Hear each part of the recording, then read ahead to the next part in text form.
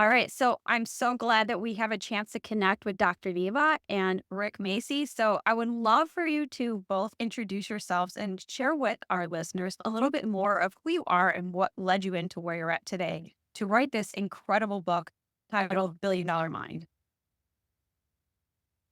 Thanks so much, Rick. Thanks so much, Rachel, for having us. So my name is Neva Agadjoterev. I run a neuromuscular clinic in Orlando, and I was always fascinated as a child about mental strength.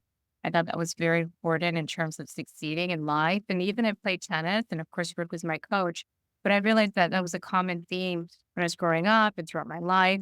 And throughout life's struggles, mental strength is even more important. But the fascinating part is that it's harder to become strong mentally. So I believe it's an exercise. I believe it's a very important part of life. And it's a part that we have to feed our minds, so to train and feed our minds to become stronger. When I would visit Rick at his amazing academy in Boca, there were signs everywhere on positivity and mental strength. And every time I read that, I would feel energized. Why is it that some sign or a motivational quote just all of a sudden kind of flips a switch and makes you think positively and more energized, more powerful? So that's very important. I think the book delves into the power of our mind, how we think, and our mental strength to kind of get to where we want in life. And when I saw Rick had all that, and I had that, we had a lot in common. And it brought up the idea about the book one day when I was coming for a photo shoot for a magazine article I wanted to do with him. I said, hey, I have an idea about a book.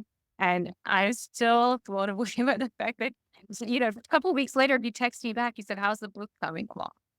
I said, "What?" And I was writing it like a snail, like, one PowerPoint at a time, like, I didn't know I was studying it every day. I love mental strength. I was passionate about it. But then when he texted me, I was like, "Whoa, I don't do anything.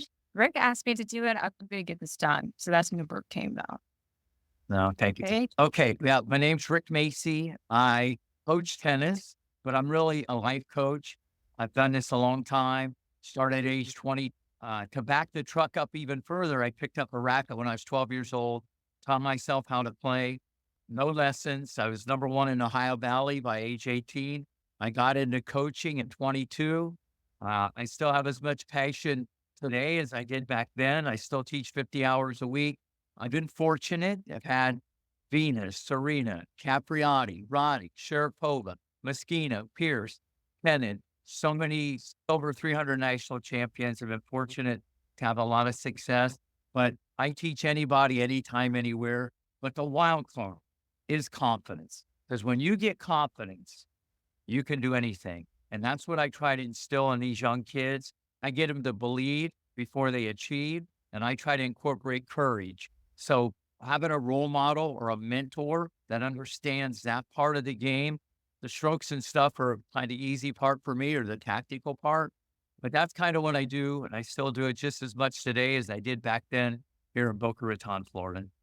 Yeah, and Rick, you gave me the confidence to write the book with you. Just working with you was so inspiring. Even after the first draft, I had a million spelling errors. And I was like, oh my God, I can't believe I'm watching something like that confidence. Even when I talk to you routinely, like I'm always connected with Rick. It's so much confidence. And I think you're just a master at that.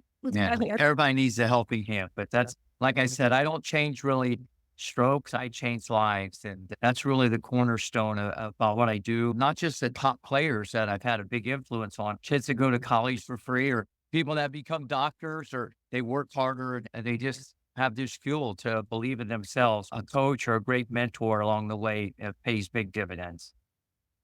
Yes, I couldn't agree more. You need somebody who is a coach in your corner that has that confidence. What I'm getting is just like the humility and the humbleness because you know that it's not about the tacticals, it's about the strategies of how you show up.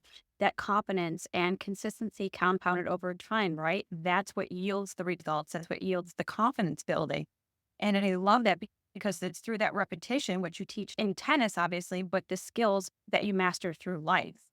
Real quick, if I can jump in here, when I went to the red carpet and then the after party for the movie King Richard, VW and Venus Williams and Serena, and they said the best thing. They go, Rick, Daddy and you just brainwashed us to be number one. Sure, they were going to be big, strong, fast, quick, rough and tough, and all that stuff. But believe, and just thinking very, very differently, and nurturing that every day. And that was probably the best compliment I've ever had ever, because that's so powerful, how you can have effect on two young girls like that.